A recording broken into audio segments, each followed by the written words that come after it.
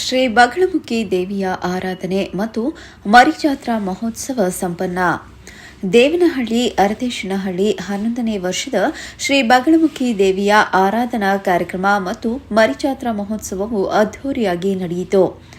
ತಾಲೂಕಿನ ಅರದೇಶನಹಳ್ಳಿ ಗ್ರಾಮದ ಶ್ರೀ ಬಗಳಮುಖಿ ದೇವಾಲಯದಲ್ಲಿ ಆರಾಧನೆ ಅಂಗವಾಗಿ ಪ್ರತಿ ವರ್ಷದಂತೆ ಈ ವರ್ಷವೂ ವಿಶೇಷ ಹೋಮ ಹಾಗೂ ಪೂಜಾ ಕಾರ್ಯಕ್ರಮಗಳನ್ನು ದೇವಾಲಯದ ಪ್ರಧಾನ ಅರ್ಚಕರಾದ ಸುಬ್ರಹ್ಮಣಿ ಅವರ ನೇತೃತ್ವದಲ್ಲಿ ನೆರವೇರಿಸಲಾಯಿತು. ದೇವಾಲಯದ ಪ್ರಧಾನ ಅರ್ಚಕ ಸುಬ್ರಹ್ಮಣಿ ಮಾತನಾಡಿ, ಪ್ರತಿ ವರ್ಷವೂ ನವರಾತ್ರಿ ಸಂದರ್ಭದಲ್ಲಿ ದೇವಿಯ ಆರಾಧನೆ ಹಾಗೂ ಜಾತ್ರಾ ಮಹೋತ್ಸವ ಕಳೆದ 1 ತಿಂಗಳಿಗೆ ಈ ವಿಶೇಷ ಮರಿಜಾತ್ರಾ ಮಹೋತ್ಸವ ಮಾಡಲಾಗುವುದು. ಈ ಸಂದರ್ಭದಲ್ಲಿ ವಿಶೇಷ ಪೂಜಾ ಕಾರ್ಯಕ್ರಮಗಳನ್ನು ಹಮ್ಮಿಕೊಳ್ಳುವುದರ ಜೊತೆಗೆ ದೇವಾಲಯಕ್ಕೆ ಬರುವ ಭಕ್ತಾದಿಗಳಿಗೆ ಅನ್ನ ಸಂತರ್ಪಣೆ ಮಾಡಲಾಗುವುದು. ಪ್ರತಿ ವರ್ಷವೂ ಭಕ್ತಾದಿಗಳ ಸಂಖ್ಯೆ ಹೆಚ್ಚುತ್ತಲೇ ಇದೆ. ಈ ಬಾರಿಯೂ ಹೊರ ಜಿಲ್ಲೆಗಳಿಂದಲೂ ಭಕ್ತಾದಿಗಳು ಬಂದು ತಾಯಿಯ ದರ್ಶನ ಪಡೆಯುತ್ತಿದ್ದಾರೆ. ಈ ಬೆಳವಣಿಗೆ ನಮಗೆ ಸಂತಸ ತಂದಿದೆ ಎಂದರು. ಸುಮಾರು ಒಂದು 5 ವರ್ಷಗಳಿಂದ ಈ ಸ್ಥಳಕ್ಕೆ ಹೋಗ್ತಾ ಇದ್ದೀನಿ ಈ ಸನ್ನಿಧಾನಕ್ಕೆ. ಇಲ್ಲಿ ಮೊದಲನೇ ಸಾರ್ತಿ ಬಂದಾಗ ನಮಗೆ ತುಂಬ ಸಮಸ್ಯೆಗಳು ಇತ್ತು. ಈ ಸಮಸ್ಯೆಗಳೆಲ್ಲಿ ಬಗೆಹರಿಯುತ್ತೋ ಇಲ್ಲೋ ಅನ್ನೋಂಥ ಒಂದು ಅನುಮಾನದಲ್ಲೇ ಬಂದ್ವಿ. ಇಲ್ಲಿಗೆ ಬಂದಿದ್ದಾದಮೇಲೆ ಪ್ರತಿ ಸಾರ್ತಿ ಬರಬೇಕು ಅಂತ ಒಂದು ಅನಿಸ್ತಾನೆ ಇರುತ್ತೆ ಮನಸ್ಸಲ್ಲಿ. ಬರ್ತಾಯಿದ್ದೀವಿ. ಇಲ್ಲಿ ತುಂಬ ಅನುಕೂಲಗಳು ಅಂತೂ ಆಗ್ತಾಯಿದೆ. ಮುಂದೆ ಮಾಡೋಂಥ ಕೆಲಸಗಳಲ್ಲಿ ಅನುಕೂಲಗಳಾಗ್ತಾಯಿದೆ. ತಿರ್ಗಾ ತಾಯಿ ದರ್ಶನ ಬೇರೆ ಆಯಿತು ನಮಗೆ. ಇಲ್ಲಿ ನಾವು ನಮ್ಮ ಮಿಸ್ಸಸ್ ಇಬ್ಬರು ಬಂದಿದ್ವಿ. ಆವಾಗ ಸ್ವಲ್ಪ ದರ್ಶನವೂ ಆಯಿತು ನಮಗೆ. ಬಂದಿದ್ದಾದಮೇಲೆ ಪ್ರತಿ ವರ್ಷ ಬರ್ತಾಯಿದ್ದೀವಿ. ಚೆನ್ನಾಗಿ ಅನುಕೂಲವಾಗಿ ನಡೀತಾ ಇದೆ. ಎಲ್ಲ ಕಾರ್ಯಕ್ರಮಗಳು ಚೆನ್ನಾಗಿ ನಡೀತಾ ಇದೆ.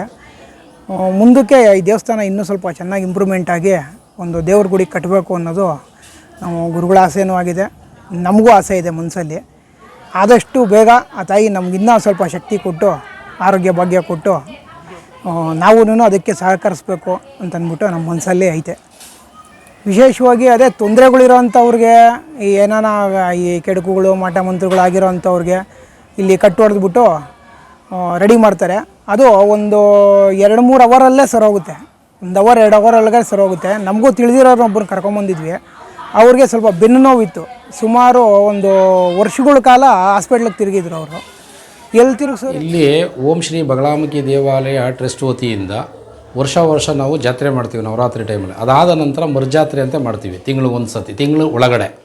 ಅದಾದ ಮೇಲೆ ನಮಗೆ ಇಲ್ಲಿ ಬರೋಂಥ ದೇವಸ್ಥಾನಕ್ಕೆ ಬರೋಂಥ ಭಕ್ತರು ಮತ್ತು ಮುಖ್ಯ ಅತಿಥಿಗಳಾಗಿ ದೇಶದ ಮನೆ ಯಜಮಾನರು ಗಂಗನಮಯ್ಯನವರು ಕ್ಯಾಸಂದ್ರ, 18 ಗಡಿ ಯಜಮಾನರು ಜಗದೀಶ್ ಲಕ್ಕೂರ್ ತೋಟ, ಮತ್ತು ನೆಲಮಂಗಲ ಯಜಮಾನರು ಉಮೇಶ್ ಅವರು, ಮತ್ತು ಹಾಗೂ ಹೆಸರುಘಟ್ಟದ ಯಜಮಾನರು ಗಂಗಣ್ಣನವರು ಮುಖ್ಯ ಅತಿಥಿಗಳಾಗಿ ಬರ್ತಾಯಿದ್ದಾರೆ ಈ ಸ್ಥಾನಕ್ಕೆ. ಅವ್ರ ಪೈನೂ ಪೂಜೆಗೆ ಬಂದು ಪೂಜೆ ಕಾರ್ಯಕ್ರಮ ಮುಗಿಸ್ಕೊಂಡು ಹೋಗ್ತಿದ್ರು. ಬರ್ತಾ ಇಲ್ಲಿ ಜನ ಜಾಸ್ತಿ ಆಗ್ತಾ ಇರೋದ್ರಿಂದ ನಾವು ಕಾರ್ಯಕ್ರಮ ಮುಂದುವರ್ಸ್ಕೊಂಡು ಹೋಗ್ತಾಯಿದ್ದೀವಿ. ಇನ್ನು ಮುಂದೆ ಏನೇ ಇದ್ರೂ ಟ್ರಸ್ಟ್ ವತಿಯಿಂದನೇ ಕಾರ್ಯಕ್ರಮ ಮಾಡ್ಕೊಂಡು ಹೋಗ್ತೀವಿ. ಇಲ್ಲಿನ ವಿಶೇಷ ಏನಂದರೆ, ಯಾರೇ ಆಗಲಿ ಜನ ದೃಷ್ಟಿ ಆಗಿರ್ಬೋದು, ಮತ್ತು ಯಾವುದಾದ್ರೂ ಒಂದು ಕೆಡಕು ಪಡ್ಕೋ ಆಗಿರ್ಬೋದು, ಮತ್ತು ಏನೇ ಸಮಸ್ಯೆ ಇದ್ದರೂ ಕೂಡ ಅದರಿಂದ ಒಂದು ತಡೆ ಅಂತ ಹೊಡಿತೀವಿ ನಾವು. ಆ ತಡೆ ಹೊಡೆದಾಗ ಎಲ್ಲರ ಸಮಸ್ಯೆಯೂ ಬಗೆಹರಿತೈತೆ. ಅದು ಅರ್ಧ ಗಂಟೆ ಒಳಗಡೆ 1 ಅವರ್ ಒಳಗಡೆ ರಿಸಲ್ಟ್ ಹೇಳ್ತಾರೆ ನಮಗೆ. ಏನಕ್ಕೆ ಹೇಳ್ತಾರೆ? ಅವ್ರ ಕಷ್ಟ ಏನಾರು ಇದ್ದೇ ತಾನೇ ಹೇಳೋದು ನಮಗೆ. ಆ ಸಮಸ್ಯೆಯನ್ನು ಬಗೆಹರಿಸೋದಕ್ಕಿಂತ ತಾಯಿ ಮುಖ್ಯವಾಗಿ ಎಲ್ಲ ಕೆಲಸಗಳು ನೆರವೇರಿಸ್ತಾ ಇದ್ದೀವಿ. ಇಲ್ಲಿ ಅದೇನಿದ್ರೂ ದೇವಸ್ಥಾನ ಅಭಿವೃದ್ಧಿ ಆಗಬೇಕು, ನಾವು ಅಭಿವೃದ್ಧಿ ಮಾಡಬೇಕು, ಇಲ್ಲಿ ದಾಸೋಹ ಮಾಡಬೇಕು, ಒಂದು ಗುರುಕುಲ ಮಾಡಬೇಕು ಅನ್ನೋದು ನಮ್ಮ ಆಸೆ. ಇವತ್ತು ವಿಶೇಷ ಪೌರ್ಣಮಿ ಕಾರ್ಯಕ್ರಮ. ಇವತ್ತು ಗುರು ಪೌರ್ಣಮಿ, ಇದು ಪೌರ್ಣಮಿ ಇದೆ. ಪೌರ್ಣಮಿ ಇರೋದರಿಂದ ನಾವು ವಿಶೇಷವಾಗಿ ದೇವರಿಗೆ ಬಲಿದಾನ ಮಾಡಿ ಅನುದಾನ ಮಾಡ್ತಾಯಿದ್ದೀವಿ. ಮರಿಜಾತ್ರೆ ಅಂದರೆ ಈಗ ಜಾತ್ರೆ ಮಾಡಿದಾಗ ನಾವು 1000 ಜನಕ್ಕೆ ಅನುದಾನ ಮಾಡಿದಾಗ ಮರಿಜಾತ್ರೆ ಅಂದರೆ ಒಂದು 200 ಜನಕ್ಕಾದರೂ ನಾವು ಅನುದಾನ ಮಾಡ್ತೀವಿ ಇಲ್ಲಿ.